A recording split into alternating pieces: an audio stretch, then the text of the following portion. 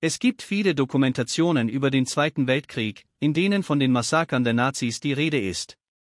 Obwohl diese Ereignisse im Allgemeinen der gesamten deutschen Armee zugeschrieben werden, wäre es unfair zu sagen, dass der Generalstab der Armee für diese Massaker verantwortlich war. Bei etwa 99% der Massaker an Zivilisten oder Soldaten im Zweiten Weltkrieg war die Schutzstaffel, auch bekannt als SS, verantwortlich.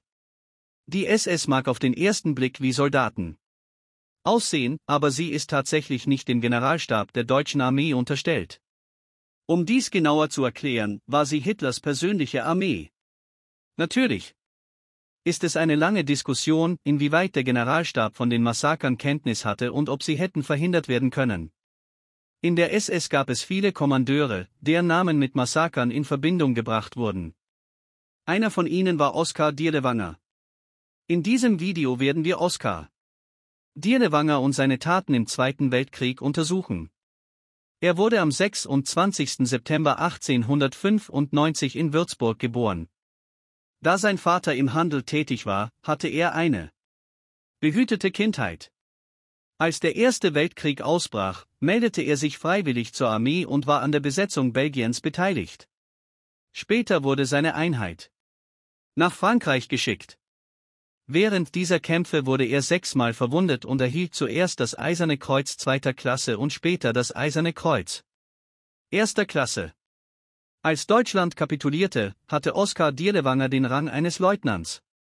Im Ersten Weltkrieg war die deutsche Armee auf eine 100.000 Mann Stärke begrenzt, und Dirlewanger fand keinen Platz in dieser Armee. Denn Ärzte hatten ein Gutachten erstellt, in dem Dirlewangers geistige Gesundheit in Frage gestellt wurde. Ein weiteres Gutachten stellte fest, dass Oskar Dirlewanger zu übermäßiger Gewalttätigkeit neigte. Aufgrund der negativen Erfahrungen im Krieg begann er übermäßig Alkohol zu konsumieren. Oskar Dirlewanger war einer derjenigen, die im Ersten Weltkrieg glaubten, dass Deutschland nicht besiegt worden war, und deshalb begann er Sympathien für die Sozialistische Deutsche Arbeiterpartei zu hegen, die auch als die SA bekannt ist. Aufgrund seiner militärischen Erfahrung trat er 1923 der SA bei, die wir als die Braunhemden kennen. Aufgrund seiner Neigung zur Gewalt und seiner grausamen Haltung kam Dirlewanger schnell bei den Braunhemden zum Vorschein. Dirlewanger war genau die Art von Person, nach der die SA gesucht hatte. Ein Jahr bevor Oskar Dirlewanger der SA beitrat, hatte er seinen Doktortitel in Politikwissenschaften an der Goethe-Universität in Frankfurt abgeschlossen. Er war also ein hochgebildeter Wissenschaftler. Allerdings hatte Dirlewanger auch sexuelle Abweichungen. Insbesondere aufgrund seiner gewalttätigen Neigungen wurde er als Vergewaltiger und pädophiler Sünder bezeichnet, der ein sexuelles Interesse an kleinen Kindern im jungen Alter hatte. Ihr könnt euch fragen, woher wir das wissen. Es handelte sich um einen offiziell dokumentierten Vorfall. Im Jahr 1934 vergewaltigte Dirlewanger ein 13-jähriges Mädchen in seiner Beziehung zu Hitler. Zusätzlich wurde er wegen Fahrens eines Regierungsfahrzeugs unter Alkoholeinfluss und Verursachens von Schäden angeklagt. Die beiden Fälle wurden zusammengeführt und vor Gericht gestellt.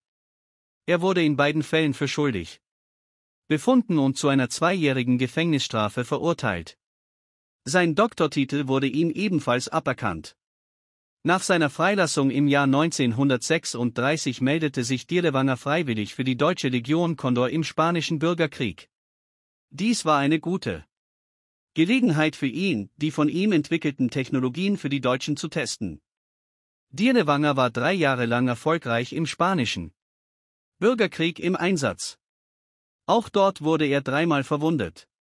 Bei seiner Rückkehr nach Deutschland dürfte er aufgrund seiner Verdienste in den Step eintreten. Sogar sein Doktortitel wurde ihm zurückgegeben. Als der Zweite Weltkrieg in Europa begann, bemühte sich Dirlewanger darum, der Armee beizutreten. Die deutsche Generalität akzeptierte jedoch keine verurteilten Personen in der Armee. Daher wandte sich Dirlewanger den SS zu. Hitler erhielt Informationen darüber, dass seine Truppen vor dem Angriff auf Frankreich mit stark antideutschen Partisanen in Polen zu kämpfen hatten. Die Partisanen waren keine regulären Streitkräfte und konnten nur durch eine harte Vorgehensweise unter Kontrolle gebracht werden. In einem anderen Bericht wurde erwähnt, dass in den Gefängnissen etwa 50.000 Straftäter einsaßen. Es ist wichtig zu betonen, dass es sich bei diesen Straftätern nicht um politisch Verurteilte handelte, sondern um Personen, die Verbrechen wie Mord, Körperverletzung, Raub und Vergewaltigung begangen hatten. Anstatt diese Gefangenen zu ernähren, entwickelte die deutsche Regierung ein Projekt, um die Verbrecher im Krieg einzusetzen. In der SS sollte eine Einheit aus Straftätern gebildet werden, deren Ziel es war, Angst zu verbreiten. Diese Einheit sollte insbesondere bei der Zivilbevölkerung Angst einflößen und sicherstellen, dass die Zivilisten den Partisanen keine Hilfe leisteten. Im März 1940 fand ein Treffen zwischen Adolf Hitler und dem Kommandanten der SS statt, bei dem die Gründung dieser Einheit genehmigt wurde. Nach dieser Entwicklung wurde Oskar Dirlewangers Antrag auf Aufnahme in die SS im Juli 1940 angenommen und er begann seinen Dienst mit dem Rang eines Leutnants. Dirlewanger erhielt die Befugnis, ein Bataillon zu gründen. Die ersten Mitglieder des Bataillons waren in der Regel deutsche Deserteure, die Verbrechen in der deutschen Armee begangen hatten. Ihre erste Aufgabe bestand darin, gegen Partisanen in den besetzten Gebieten zu kämpfen. Es wurde ausdrücklich gewünscht, dass diese Einheiten bei der Bekämpfung der Partisanen grausame Methoden anwenden sollten, um abschreckend zu wirken. Mit der Bildung der Einheit und den ersten Ausbildungen wurden diese normalerweise unregelmäßigen Personen durch die ihnen gewährten Privilegien zu disziplinierten Soldaten. Als das Projekt erfolgreich zu werden begann, wurden auch Häftlinge aus Gefängnissen in die Einheit aufgenommen, und die Einheit stieg plötzlich von Bataillons- auf Regimentsebene auf. Die Einheit erhielt den Namen Dirlewanger. Die in der Einheit befindlichen Verbrecher mussten sich dem militärischen Regelwerk unterwerfen, hatten jedoch in ihrer Aufgabe gegenüber der örtlichen Bevölkerung die Freiheit, sich auf psychopathische Weise zu verhalten. Ein Einsatzgebiet der Dirlewanger Einheit war Polen, wo ein Sammellager in der Nähe der heutigen ukrainischen Grenze eingerichtet wurde, um Juden zur Zwangsarbeit zu sammeln. Oskar Dirlewanger wurde zum Kommandanten dieses Lagers ernannt. In der Nähe des Lagers, etwa 100 Kilometer entfernt, befand sich eine Ansiedlung, in der Juden gesammelt wurden. Dies war eine Methode, die die Nazis anwandten, um die Juden von der Gesellschaft zu isolieren, bevor die Konzentrationslager eingerichtet wurden. Wenn neue Arbeitskräfte in den Arbeitslagern benötigt wurden, brachten die Soldaten der Dirlewanger Einheit neue Menschen in das Lager. Bei jedem Besuch brachten sie Arbeiter und vergewaltigten jüdische Frauen, um ihre psychopathischen Fantasien auszuleben. Insbesondere junge jüdische Mädchen, sogar Kinder, wurden ausgepeitscht. Nach den Zeugenaussagen von Überlebenden litten viele Frauen qualvoll und starben, während die Soldaten der Einheit sie lachend beobachteten. Obwohl diese Vorfälle als Beschwerde an den SS-Kommandanten gemeldet wurden, erfreuten sie den Kommandanten tatsächlich. Er erklärte sogar, dass es solche Männer wie Dirlewanger brauche, um die arische Rasse fortzuführen. Oskar Dirlewangers Einheit wurde mit der Zeit immer größer und wurde schließlich als Division bezeichnet.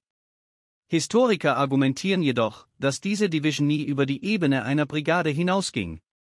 Im Februar 1942 wurde die Einheit in die Region Weißrussland geschickt. Hier, wie zuvor in Polen, war die Dirlewanger Division bekannt für Vergewaltigungen und Folterungen. Die Einheit richtete auch 30.000 jüdische Zivilisten in Weißrussland hin.